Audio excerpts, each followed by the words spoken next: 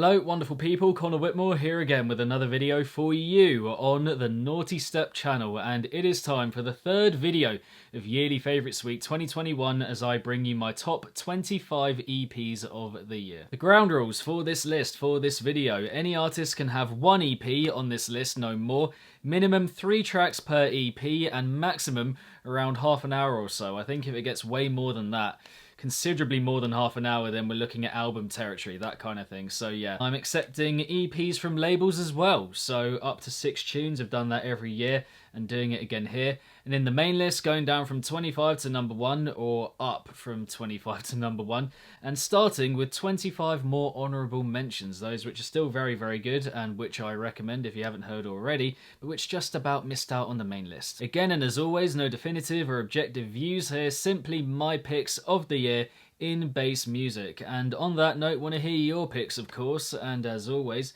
do drop your favourites down below, your favourite bass EPs of 2021 in the comments down below, and also let me know what you made of my list in the comments down below. That is of course the best bit, the discussion.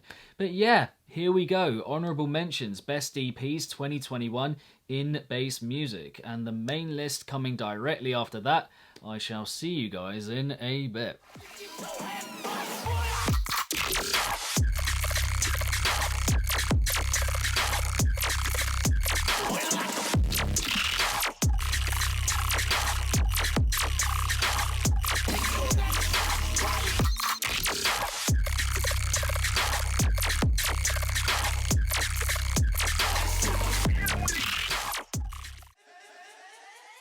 I feel it fade.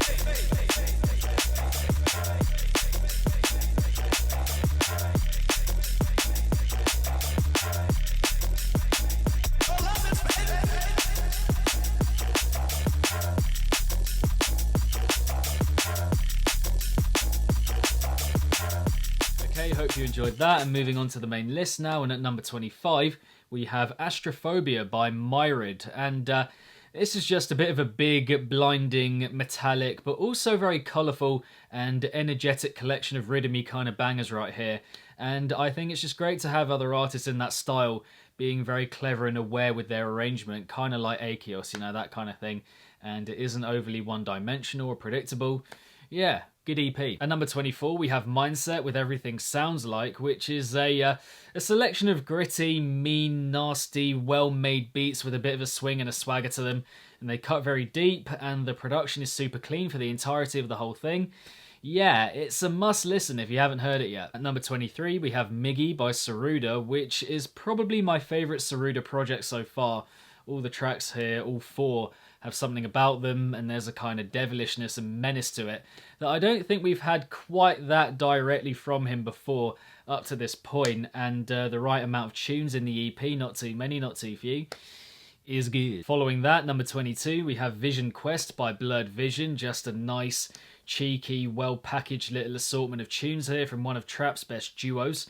The production, top-notch, the ideas, mostly very engaging, and the vocal samples, first class, and the kind of usage of them, just a nice outlay of their style, really. At number 21, we have Youth by Euphorian, and the more I listen to it, the more I'm kind of blown away by the details, the intricacies of it all, and not the most memorable EP or catchy EP that you're going to hear all year, but for the makeup of it, the range of sounds that we get here, the ambition of it, of the music itself, and that whole collage approach that he goes for, each tune kind of sounding like the sonic representation of a Jackson Pollock painting. Yeah, just mad music. At number 20, Azimuth by Eliderp, an EP with some of the best moments that I heard all year in bass music. Did need just a little bit more conceptually over the 5 tunes to place it higher in this list, but the good we get, coupled with fantastic production all round, start to finish, beginning to end kind of thing, does make it worthy of its placement here in the top 20. Coming in at number 19, we have Unity by Skybreak, which is just a very powerful, striking collection of melodic dubstep tunes. And as much as I enjoy the music itself, I think for me the most important thing here is the improvements made from one project to another, from his past projects to this one. And, you know, musicality-wise, production-wise, idea formulation-wise, it's just, for me, this one, in my opinion, the best EP that we've got from him by quite a mile. And I think it also best represents the scale and ambition of his music, does that very well, and leaves me wanting more. What more can I say? Then number 18, we have Unifying by Meth, which is one of the most captivating D&B EPs that I heard all year, which is quite saying something because there were a fair few that I heard over the course of the year. But yeah, 4 Meth collabs, 4 savage, finely cut, on their feet, prickly, dainty D&B numbers here. I mean, what more to say? Arrangement, crazy good, amazing atmospheres built up across the project, and just very gnarly and very enjoyable. At number 17, we have Enro by DJ Ride. Strictly more of a mixtape, I think that's what he called it. But it's an EP kind of length, and so I'm going to include it here and cheat the system just that little bit. But yeah, here, DJ Ride strutting his stuff, loads of glitchy, technological, futuristic, down and dirty beats on show. Maybe just a couple too many tunes to put it a bit higher here. Yeah, it feels just that little bit bloated, but the good is fantastic, genuinely and completely some of the best beats that I heard all year. Just has to place here. At number 16, we have Fatum by Anku, the hardest hitting version of Anku, just giving it to you for 16 minutes straight, basically, just full throttle and relentless, but in a controlled way at the same time, which makes it so good. And I absolutely love the design on this collection, that meaty, thick, neuro-y, half-timey kind of approach that he's got going on here, and some great ideas here too, just about enough to keep you locked in for the most part. Very good on that front. Yeah, just super madly underrated. So good. Please check it out if you haven't already. At number 15, Seraphim by Eugene, and I think sometimes you just need a good helping of a given artist's style without that much experimentation on show and kind of drifting from what their style is best for and all about, just everything that you love about that aesthetic, and that is what we get with this Eugene EP right here. A style that I think isn't that easy to make memorable, but he does do a great job of doing exactly that over the 6 tunes that we get here. And yeah, just a super solid collection, dark, deep Eugene goodness, all the vocals in there as well, that ghostly essence about it, just kind of dropped and hanging above the instrumentals and whatnot. Yeah, him in full flow. At number 14, Kaiwachi, Muscleville, which I must admit I never would have expected to enjoy so much and place in this list at all, let alone so high. But here we are. Yeah, it's right up there with my favourite overtly heavy dubstep EPs of the year, of 2021, just going to put it out there. And some great drops on show here, you know, seismic bass music, brilliant vocal samples as well being dropped in. Unfortunately, a couple of tunes here that do stop it being higher, the closer in particular, but overall, surprisingly perhaps, very, very good. At number 13, The Streets Hear Everything by Super Av, and if you're into your dubstep and trap having a bit of a movement to it, a genuine flow, that West Coast bass kind of sound, then you're going to enjoy this EP quite a lot if you haven't heard it yet. You know, that style, when it hits, it's just impossible to put down, and I think that's what we get here from Super Av.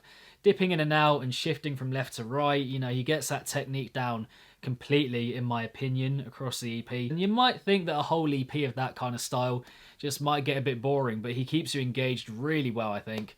And yeah, it's juicy. At number 12, we have Hot Pursuit by Squad, and Squad continue to be one of the very best in-house without question. Just 3 outright bops right here, and if you want something to get you in the mood, fired up, that kind of thing, then you should check out this EP for sure.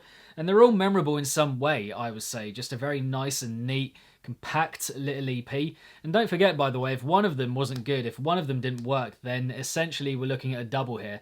A double single, so I wouldn't be placing it here. So yeah, all 3 of them I think very good, and the production very sharp as well to go with those ideas. You know, wouldn't be anywhere near as good if the production wasn't on point and clear and defined and refined. So yeah, Squad killing it. At number 11, the Caracal Project and Skylark, It's About Time We Run Into You. And you know, what do you think you're going to get when 2 of the very best in D&B join forces to make an EP? Something pretty good, I imagine, and yeah, that is what we get here.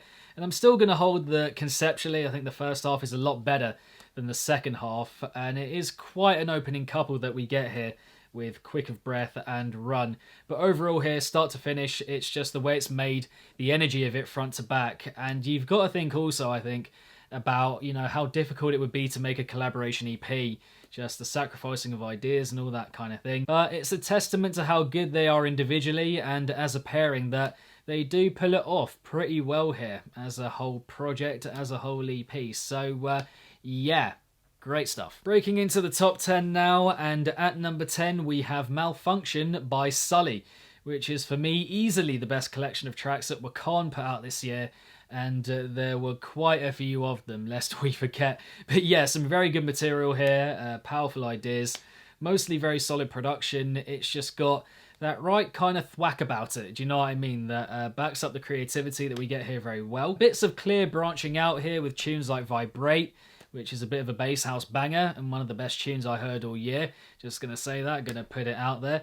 But yeah, here on Malfunction, Sully staying true to his roots with a few good concepts and bits of experimentation here and there.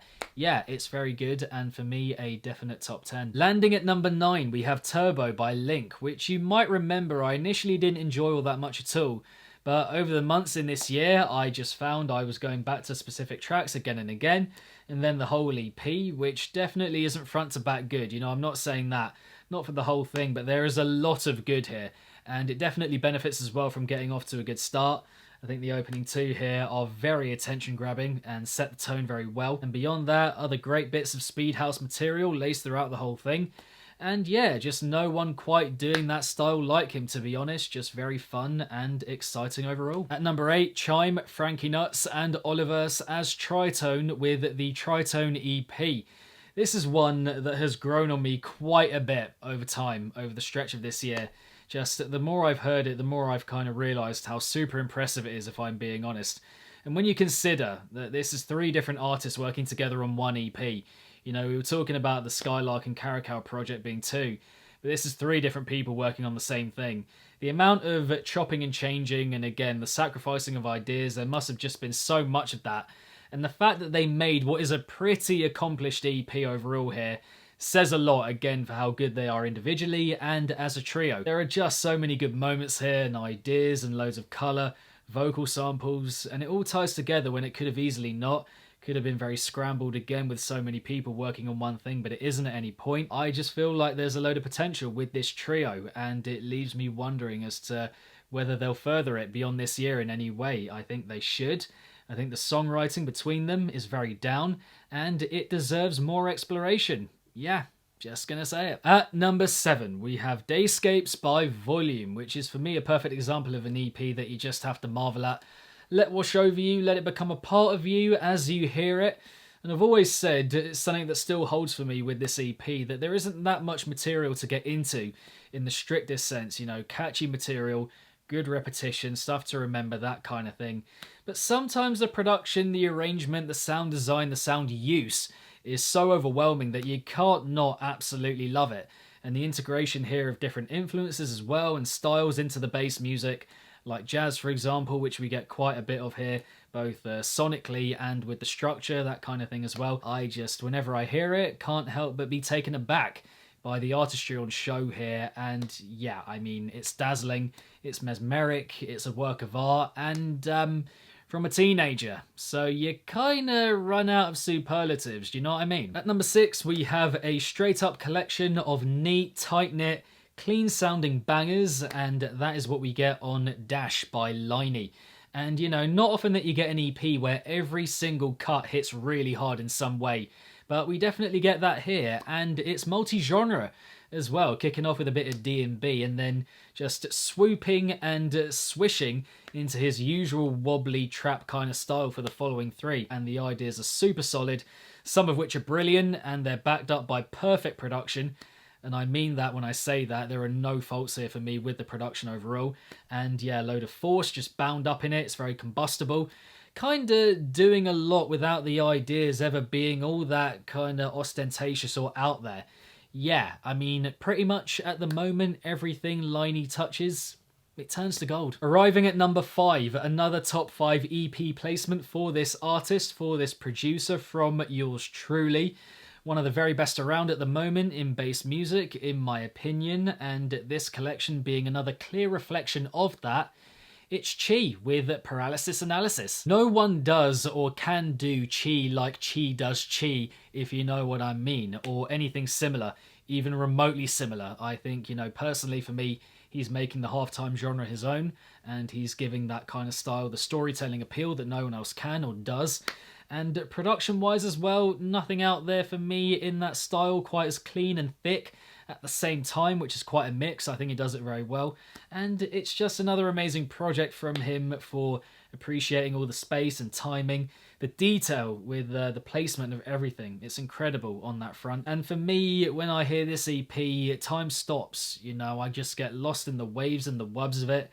And yeah, very overwhelming in the best way possible, swallowing me whole, spitting me right back out again. And yeah, that is everything that makes his music so captivating, which we get on this collection. Rocking up at number 4, we have the first EP in 4 years from this artist, and very much worth the wait in my opinion. Yeah, quite the statement-making return to the EP format.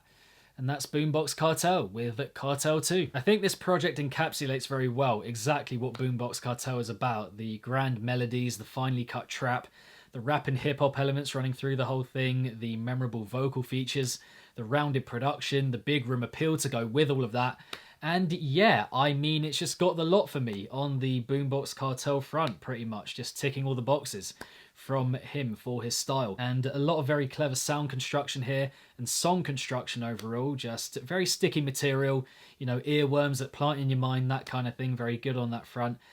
Maybe one track too long, but beyond that, I think overall got a mostly very complete feel to it as an EP, which is difficult to come across in bass music, but we do get that here. Coming in at number 3, we have the most outright fun EP that I heard all year in bass music, absolutely bar none, and this is someone who's emerged as one of the most sought after house artists in bass music, and that is Knock 2 with 2 Hearts. Damn, what a bubbly, bouncy, just super enjoyable collection of tracks. That is the best way for me to put it. And I think it highlights the importance of sampling in music overall, not just electronic music, but music generally, because yeah, that for me, that aspect of it is what elevates this EP to being fantastic beyond the ideas we get. Because a couple of the ideas themselves, they're just a bit straightforward, not that inventive, but yeah, the sampling again does elevate it and makes it incredible. And there's just so much punch to it, the EP, so much bravado to these tunes. There's a real kind of attitude to the whole EP, and the arrangement throughout, expert, the awareness of note placement, where to put certain sounds and the angling of everything. It just gets you moving, and it gets to a point where it's irresistible. I think for me, the thing that maybe stops it being in the top 2, I think it loses its way just a little bit in the final 2 tunes here, but there's enough good in that final 2 with the first 3 being incredible, so good, that it has to place in the top 3 here for me in this list. Yeah, what an EP. Okay, number 2, and here we have one of the most famed duos in bass music over the last decade.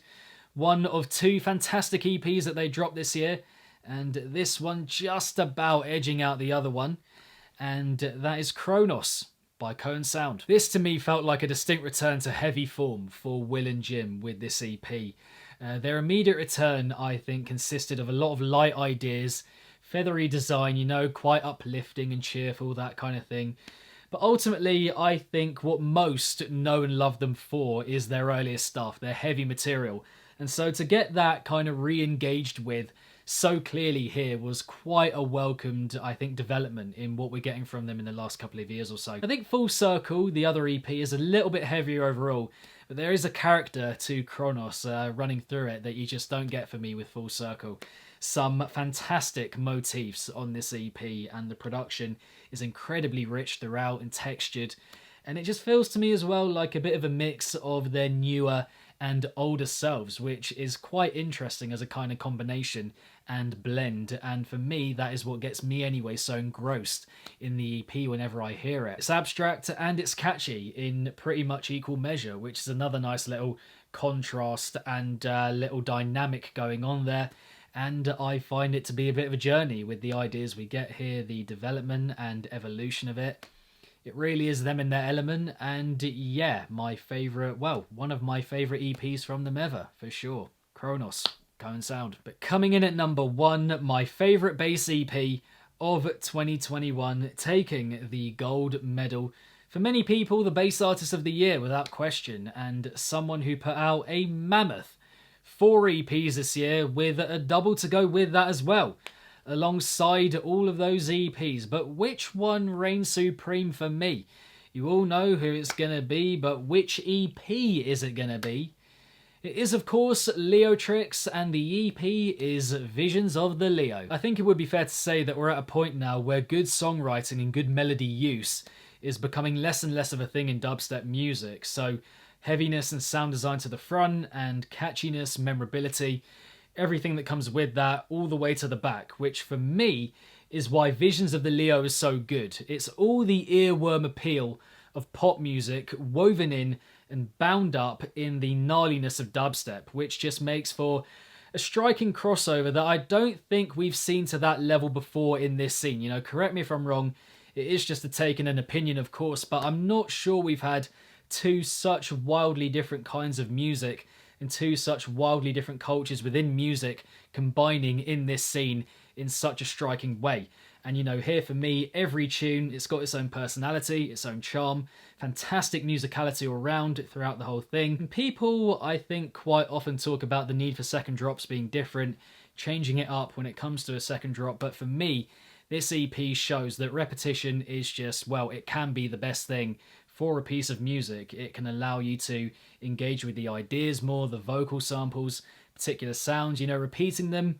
It lets them stick in your mind, and this EP does that repeatedly again and again in a very impactful and powerful way. Leotrix just did a fucking great job with this EP, and for me, his best EP yet by an absolute country mile, and my definite EP of 2021 in bass music, no doubt. But there we have it, my top 25 bass EPs of 2021 in bass music. I hope you enjoyed it. Thank you very much for watching. More to come, of course, in the next few days. As you all know, we got albums in a couple of days from now, and then after that, we got singles. So top 15 albums and top 50 singles. So that's going to be a fucking huge one. Well, they both are, but yeah. Make sure you're subscribed and have hit the bell along the way so you're notified by each of those videos that come along. Do that. Let me know what you thought of my list down below in the comments, and also drop your favourite bass EPs of the year in the comments section down below. I want to hear them all. Let's get the discussion going with this video. But yeah, beyond that, keep it naughty. And if it's naughty, then you know. And I shall see all of you legends in the next one. Peace.